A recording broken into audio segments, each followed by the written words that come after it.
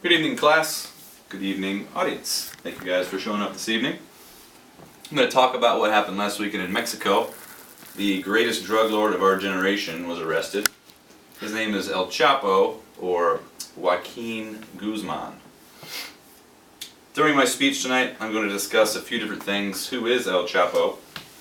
The investigation, why it was so difficult, and what we can expect to happen going forward with cartels. Before I do that, I want to get into what the cartels are responsible for. First, I will mention that they're responsible for thousands of murders every single year, whether that is between the rival cartels or between the innocent civilians living in the communities. They are responsible and involved in numerous kidnappings, money laundering and extortion, intimidating locals, bribing government officials, wasting millions of tax dollars for the U.S. to defend the country against the war on drugs, and introducing harmful drugs into the community, which increase crime, poverty, unemployment, and homelessness as well.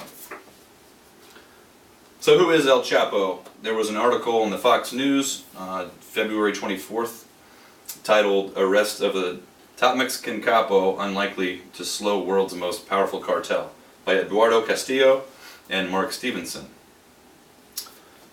We'll show you a map of, this is the green area where the Baja Peninsula and central Mexico, that the Sinaloa Federation, which is El Chapo's territory there, he is basically smuggling cocaine, heroin, and marijuana and methamphetamines into the country.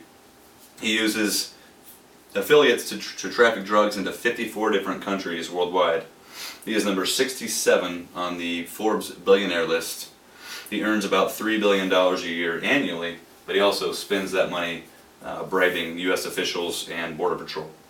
He is, and the Sinaloas are renowned for building sophisticated and intricate tunnel systems that channel drugs up through the border underneath the fences. He's been a fugitive since 2001.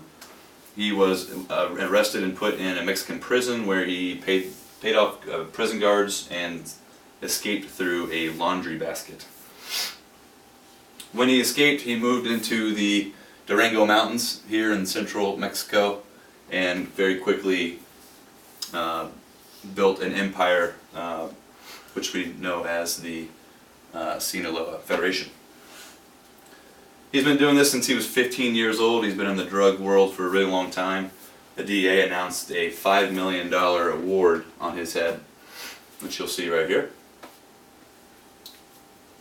So a little bit about the investigation. NBC News posted an article online on February 24th titled "U.S. Tracks Drug Lord's Cell Phones Leading to Capture" by Richard Esposito, Mark Potter, and Monica Alba. This article pretty much stated that they arrested so many people in the cartel, used their cell phones against each other to try to track where El Chapo was. One of the senior leaders that they arrested on a route to Mazatlan had 4,000 bananas and cucumbers hollowed out and stuffed with cocaine. The cell phones that they tracked all failed except for one. The one that they got a hold of and kept onto led them to Mazatlan. So on the night of the 21st of February, they stationed their troops here in Cabo San Lucas, the Mexican Marines and the DEA, and overnight took a short race across the water to Mazatlan and arrested him at the hotel there called the Miramar Hotel. And this is what the scene after the arrest looks like there in Mexico. There were no shots fired. He was found with his bodyguard and his wife and two twin daughters there. They were still asleep when they knocked on the door. Catching this guy was very difficult, and I'll explain a few reasons why. According to a CNN article posted on the 24th, El Chapo Guzman, How the World's Most Wanted Drug Lord Was Finally Busted, by Catherine Shoichet, Evan Perez, and Brian Todd. They mentioned that he had deep roots in Mexico. He was considered a favorite amongst the rebel sons there.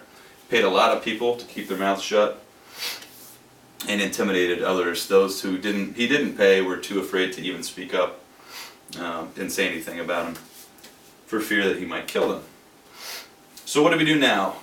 Washington Post had a great article on the successors of El Chapo, titled "El Chapo Has Been Arrested, Who is the Most Wanted Drug Lord Now?" by Terry Rupar. That was posted on the 24th. There's one person who is a front runner for the job, and that is Ismael Zambada. He's Guzman's, or El Chapo's, closest lieutenant, and actually ran the cartel for him while he was in prison for 8 years. So he is the front runner-up. I do recommend reading that article. There are a handful of other people that are also possibly eligible for the job. It is an exciting read, I promise you that. Right here you see this is El Chapo in the helicopter. This is taking him to Mexico City, where they are going to parade him around as proof that they have captured him. This happens on the 22nd. In conclusion, I'm going to take a quote from the New York Times, How a Kingpin Fell Incredibly Without a Shot, written by Damian Cave on the 23rd. The DEA made a monumental step in the war against drugs last weekend. They caught a man who seemed immune to consequence. They have a lot of work ahead of them, but there's a few things that they can do to decrease the amount of drugs and problems in the country. One, if they are able to slow down the supply entering the country, the supply of drugs entering the country, that will be very helpful. Also, eliminating some of the murders that are happening, that's going to be crucial, and then eliminating political corruption. If they do all these things, in which they're taking the right steps to do that, then they will make this world a better place. Cool. And thank you for listening. Cool.